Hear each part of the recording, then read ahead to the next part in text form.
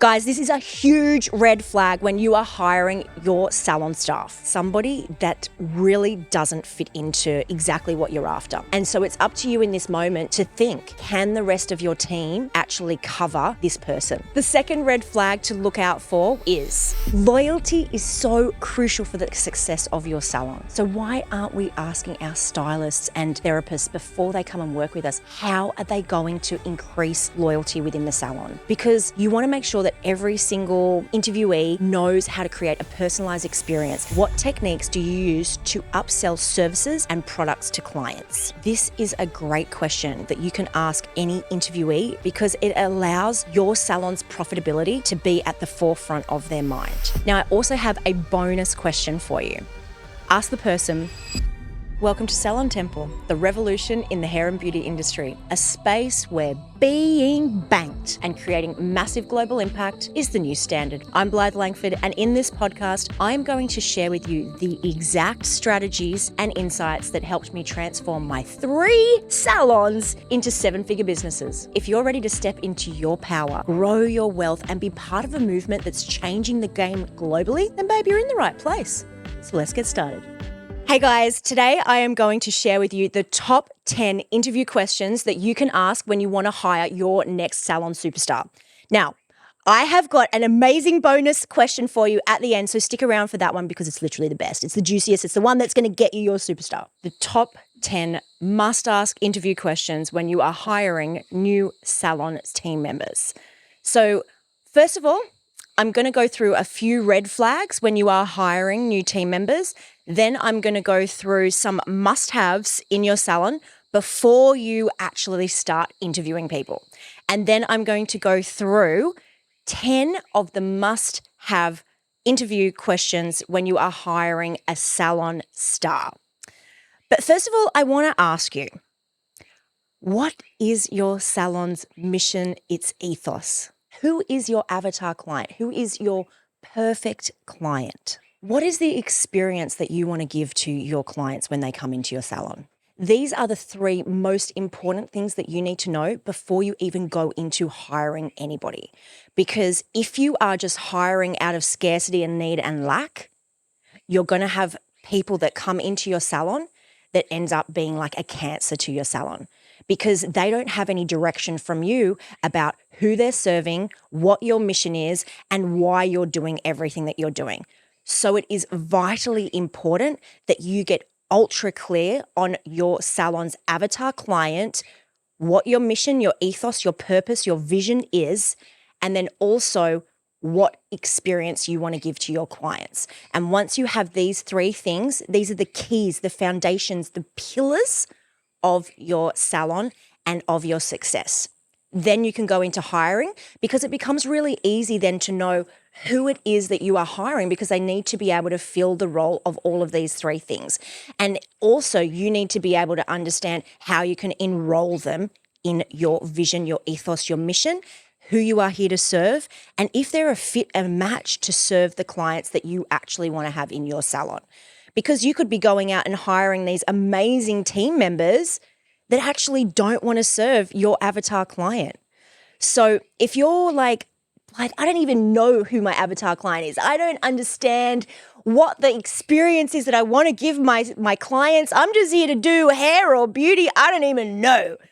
Then babe, I think it's time that you booked a call with me because I want to help you get absolutely ultra clear on what your mission is, what your great vision is, who you're here to serve, who your avatar client is, and then also the beautiful experience that you are here to give your clients.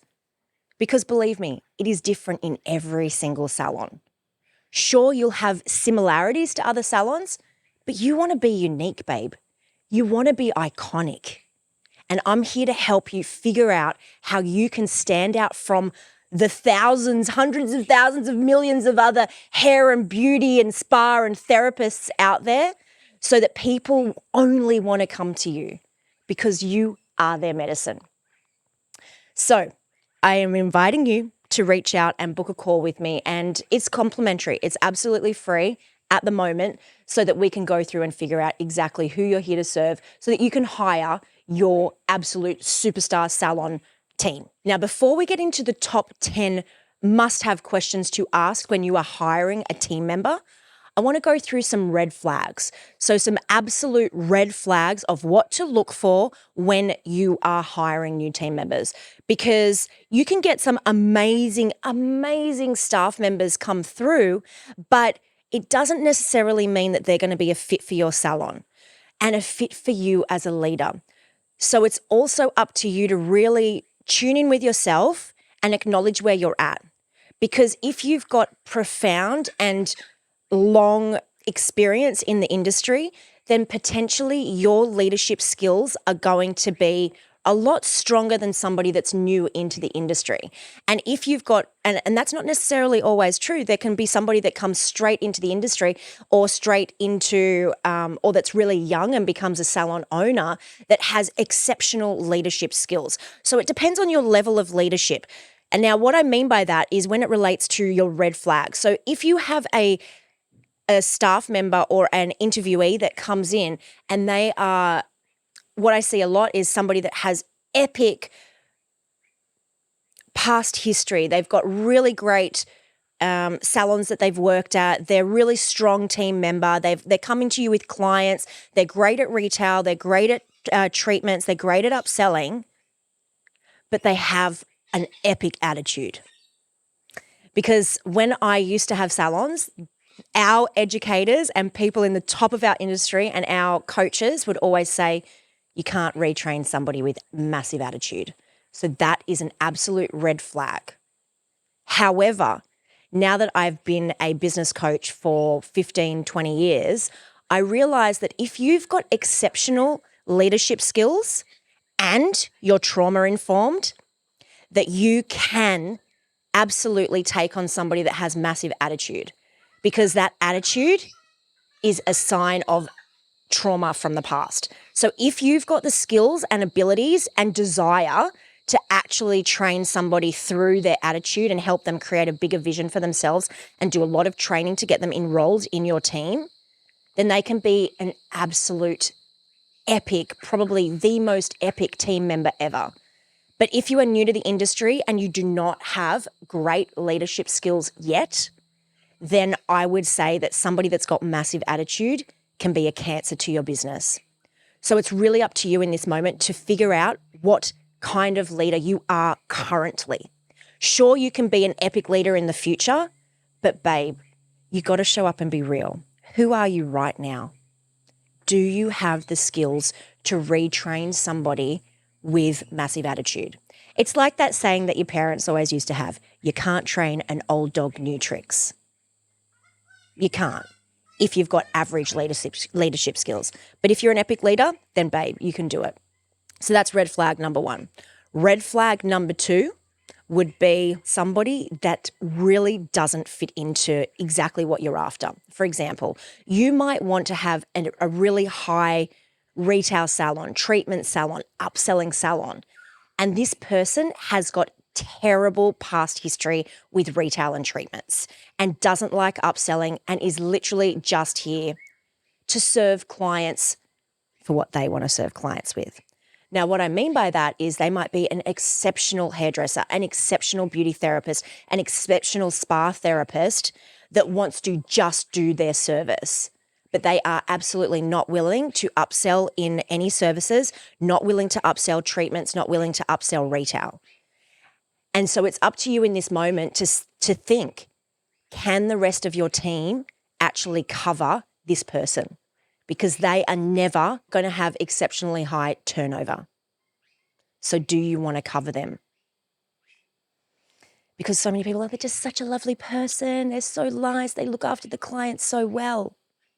Babe, if they're not willing to give the clients everything they need, if they're not willing to go beyond their own stories of inadequacy and wealth issues to serve your clients at the highest capacity, they're not an epic superstar salon team member. They're somebody that is going to pull the rest of the team down.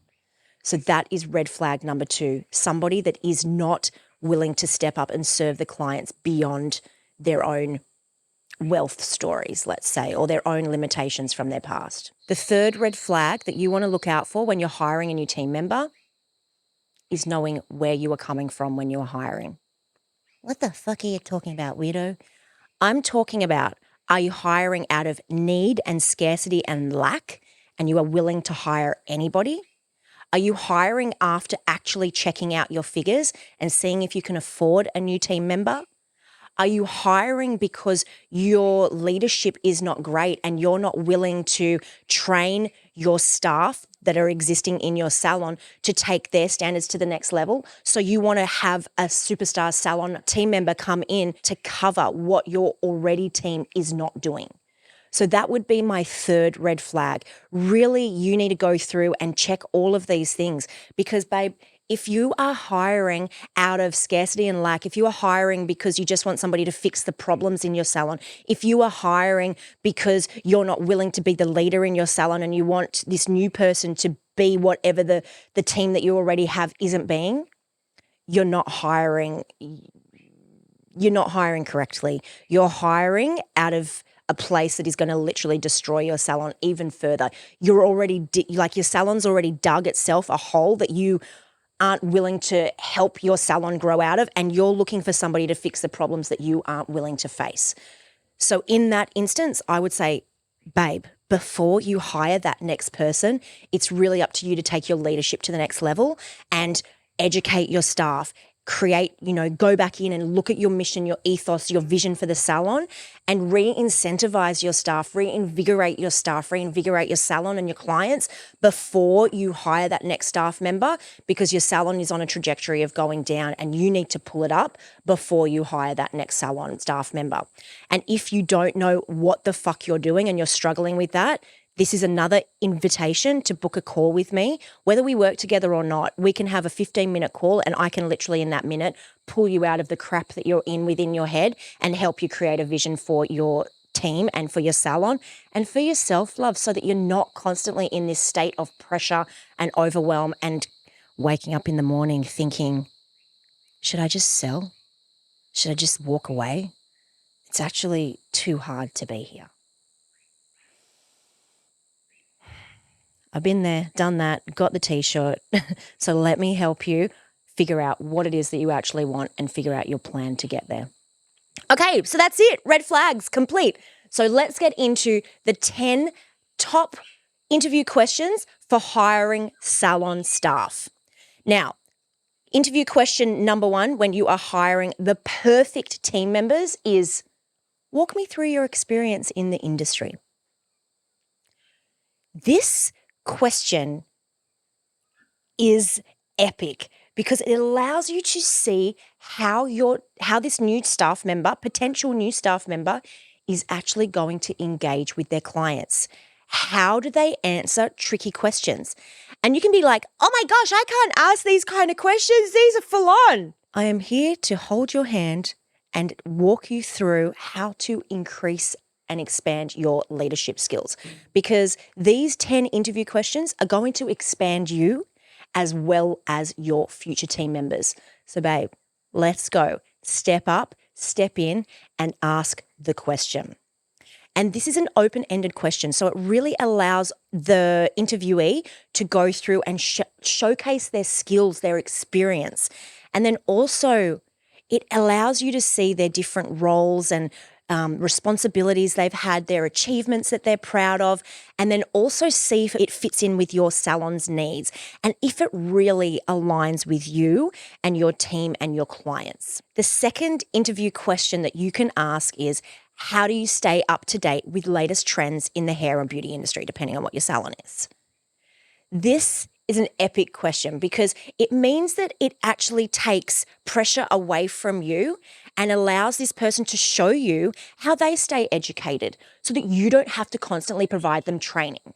Because don't you just get over sometimes how much education you offer your team, how much education you actually pay for, and your team just take it for fucking granted. They're like, oh, I don't even want to go. And you're like, holy moly, you have no idea how much time and money I have invested into your education. So take the pressure off yourself, babe, and ask them how they educate themselves, because there is so many workshops out there that they can literally pay for. And then it also can reinvigorate your inspiration for the industry as well, because then you've got new ways of channeling what your team members or what other people are looking at out there. And also it can provide you with new ambassadors and influencers that you can bring into your salon that will then help you with marketing in the future as well. So it's a great, great question to have in your tool belt. So make sure you write that one down. Now, question number 3 to ask future interviewees is, how do you handle difficult or unhappy clients? How good is this question? Seriously, because it allows, again, this pressure to be taken off you and see if this person is going to be a leader in your business or if they are going to be a dependent on you. And again, it allows you the opportunity to decide, do I want leaders in my business that can step up so that I can have more time freedom? Or do I want dependence so that I can stay as the one that solves all the problems for everybody? Babe, if you don't have kids, can you see that you're being a mother of your business? You don't need to do that. You got adults working for you that can step up and be adults. And it also allows you to have so much more peace when you walk out the door at the end of the day and your team is still working, knowing that you've got leaders in there that can take over where you've left off so that you don't have to do everything. And also make sure that they provide examples of how they diffuse situations so that they can retain clients or how they can deal with complaints. This is such a valuable question, so I highly recommend you write that one down too. Question number 4 that you can ask any interviewee that you are hiring is, what techniques do you use to upsell services and products to clients? This is a great question because it allows your salon's profitability to be at the forefront of their mind. It allows them to see and use their past experience and showcase that to you. This is what I do for upselling services. This is what I upsell products. This is what I love doing. So you'll actually see whether they're that superstar salon team member that you want or whether there's somebody that shies away when there is challenge in front of them. So again, it's like, okay, I can see that this person would take a lot of education and training, and I've got the leadership skills and the time or the team available to do that. But if you don't, this is a huge red flag to see whether this is a suitable fit for your salon. It's also an amazing question that helps identify candidates with skills in sales without being pushy and showing how they're going to increase the revenue for your client, but also through experience rather than selling. So you want to make sure that they're not salesy and selling. You want to know that they've got the experience to sell without selling, if you know what I mean. And if you don't know what I mean, book a call. Question number 5 is, describe a time when you were working as part of a team and how you got to contribute to the overall success of that salon. This shows how they collaborate with others. And like I said in the beginning with the red flags, it's awesome because it allows you to see if they've got attitude and they don't want to work in a team, or how they contribute to the team's success and also to the salon's success. Because as I've mentioned in previous episodes, like my team used to work together. Like if there was somebody that had epic retail and services and everything for the week, and one of their like other team members were like not quite nailing it that week, they would lend them retail and treatment so that they could all get across the line and all hit their targets. Wouldn't you love team like that, where they're actually like, even if they're not best friends, like my team members were not best friends, which I think is very healthy. They were like, they had good relationships. Sometimes they didn't even have good relationships, but they had the relationship where they understood how important each other's missions and visions were and what they were working towards. Like some of them wanted to buy houses or cars or go on these amazing epic holidays. So they would be there to support them. So I think this is really vital because it'll allow you to see if they're going to work well with your team or if they've got that attitude and they just want to be that, you know, like Neo out of the Matrix themselves and not step up, you know? And it also allows you to see that they've got effective communication skills because Effective communication skills are everything in our industry. Without being able to communicate effectively with a team, they're going to be cancer. You're welcome. Now, question number six that you can ask any team member that you are hiring is, what are your top priorities when managing a busy column back to back? How good is this question? You want to make sure that they're going to be able to step up on those busy days.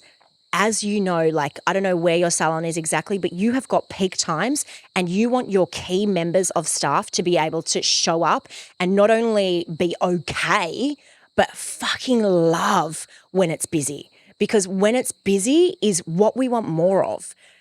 And you're like, yeah, Blythe, but every team member wants to be busy. No, they don't, babe. If they're getting paid by the hour and you haven't got great incentives in place, they're going to take you for a ride and they actually are okay being quiet. And that's why this question is so important, because you want to know that they're going to be able to handle what other team members would be classing as stress, they actually class as fun. They're like, oh my gosh, I love it when it's busy. Oh, that's the best time. So I work with the apprentice like this. I get other team members involved. I make sure that I'm looking at my time. I always have a watch. I have like this on my trolley so that I can see where I'm at. I prepare this. I make sure I do my notes like this.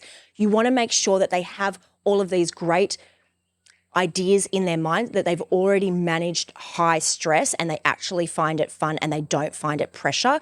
Or whether you're dealing with somebody that's like, oh, well, I actually just really like to work on a really nice, slow-paced schedule and I don't like dealing with too much stress. Then you know that they're never going to grow your business, that they're always going to stretch out their appointments. Like, even if it's a 30-minute appointment, they might stretch it out to 45 minutes or an hour, and they'll have it as a minimal spend. So then your salon can't grow. So it's really important that this person knows how to organize their time and that they're not willing to sacrifice the service and the quality that you want for your salon. Question number 7 that you can ask any interviewee is, how do you build long-term relationships with your clients? I know, why haven't you thought about asking these questions before? It's so important. Loyalty is so crucial for the success of your salon. So why aren't we asking our stylists and therapists before they come and work with us, how are they going to increase loyalty within the salon?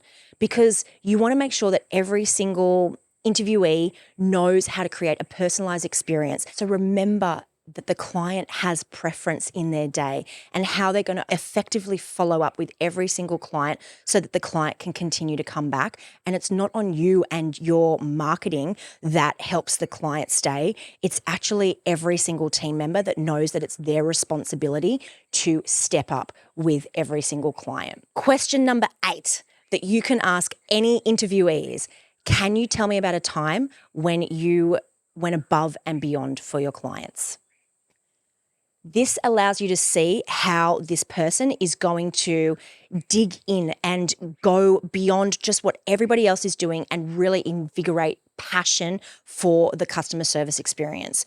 So look for responses where they actually solve the problems with creativity and offer exceptional services that really lead the client to want to come back and experience more and want to be a loyal client to your salon.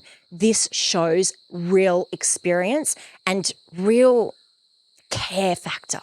Like, care factor, you know, I've talked about it before, but care factor is so important with every single client. So this is a really great question to ask. Now, question number 9 that you can ask any candidate that you are wanting to hire is, how do you manage conflicts with clients and colleagues in the salon? Yum, right? Our salons can be just a place where energy and environments and conflicts can arise, especially if you don't have a no bitching policy. Like I've explained before, you should definitely have that.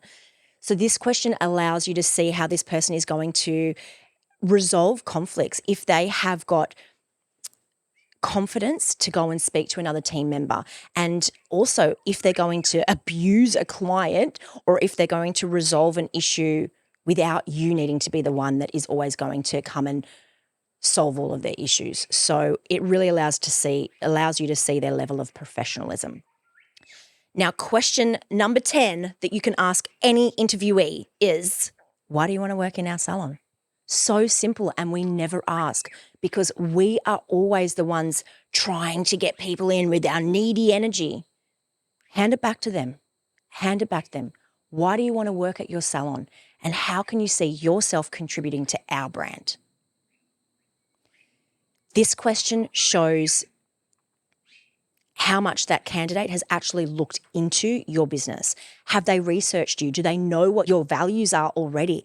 Have they looked at your Instagram? Do they know what your culture is and your vision? Because this really takes so much even more pressure off you because they're already enrolled in your business. And then you can see if they're actually serious. So the best candidates will actually have a thoughtful, specific reason for wanting to join your team. And babe, your team is the prize. Your salon is the prize. It's not necessarily that next candidate that's going to fix everything in your salon. Your salon can literally fix things for them too. So make sure that you are confident in asking these questions. And remember that your salon is the fucking prize in everything. Now, I also have a bonus question for you. Ask the person, how do you handle client expectations while maintaining high standards of quality? It's a beautiful question, right? Because it allows you to see how candidates perform under pressure and whether they consistently deliver top-notch results even when there is demanding situations. So I just feel like these questions will just give you such a leg up compared to the other salons that these people are going to go and have interviews with as well. You really want to set yourself aside from other salons, and this will give you a beautiful edge, because I know so many salon owners are just like, I'm just going to have a convo with them and just like have a chat and see how it goes. When you do that, you are literally handing the complete framework of your business over to a complete stranger. Whereas these questions allows you to take the frame back and be the leader in your business. Because whilst you want leaders to come into your business, babe, you are the top one. You're the CEO, right? You can have leaders in your business, but you need to be the CEO. And it starts when you are asking these questions. If this episode spoke to your soul, I would love your support with a 5-star review on Apple Podcasts and Spotify. And don't forget, please subscribe on your favorite platform too. Don't let your journey end here. Connect with me and my like-minded community of beautiful souls at Blythe Langford on all social platforms. I look forward to diving with you deeper on your journey.